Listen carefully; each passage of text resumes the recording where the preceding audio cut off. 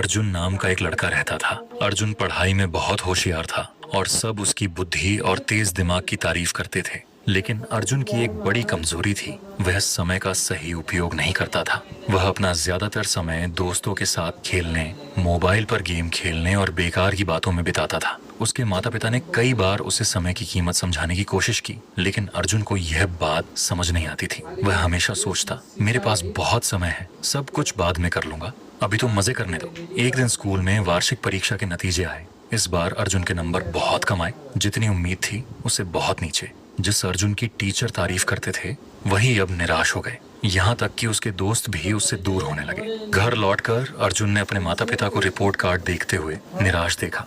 अर्जुन को खुद पर गुस्सा आया, लेकिन उसे समझ नहीं आया कि अब आदत कैसे बदले। उस रात अर्जुन अपने दादाजी के पास गया, जो गांव के सबसे समझदार और सम्मानित बुजुर्ग थे। दादाजी के पास बैठकर अर्जुन ने अपनी परेशानी बताई और कहा, दादाजी, मैं समझ नहीं पा रहा कि मैं इस बार फेल कैसे हो गया, जबकि मैं एक अच्छा छात्र हूँ। दादाजी मुस्कुराए और बोले, बेटा, समस्या यह नहीं कि तुम अच्छे छात्र नहीं हो, समस्या यह है कि तुमने समय को हल्के में लिया। समय बहुत कीमती होता है, अगर इसका सही उपयोग करो तो सफलता मिलती है, और अगर इसे बर्बाद करो तो ये पीछे खींच लेता है। अर्जुन ने हैरानी से पूछा, लेकिन दादाजी, समय तो हमेशा होता है ना, मैं बाद में भी सब कर सकता हूँ। दादाजी गंभीर होकर बोले, नहीं बेटा, समय नदी के बहते पानी जैसा है, जो बह गया वो कभी वापस नहीं आता। चलो मैं तुम्हें एक कहानी सुनाता हूँ, जिससे तुम्हें समय की कीमत समझ में आएगी। दादाजी ने कहानी शुरू की। बहुत समय पहले विक्रम नाम का एक शक्तिशाली राजा था। उसके पास बहुत धन दौलत, भव्य महल और ढेरों नौकर थे, लेकिन उसे भी समय बर्बाद करने की आदत थी।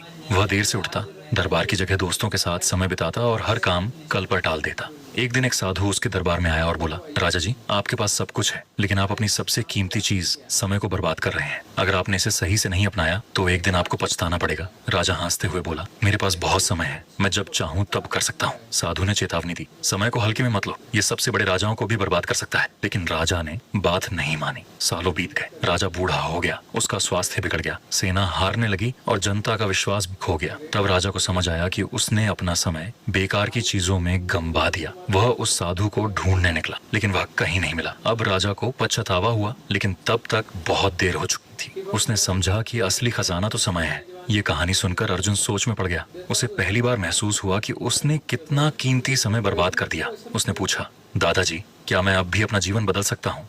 दादाजी मुस्कुराकर बोले, बिल्कुल बेटा, समय का चक्कर कभी रुकता नहीं। अगर आज से तुम समय का सही उपयोग करना शुरू करो तो तुम्हें सफल होने से कोई नहीं रोक सकता। लेकिन याद रखना, जो काम आज कर सकते हो उसे कल पर मत टालो।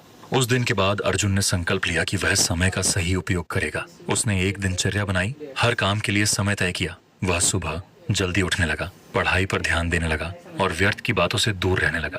धीरे धीरे उसके मेहनत के अच्छे नतीजे आने लगे।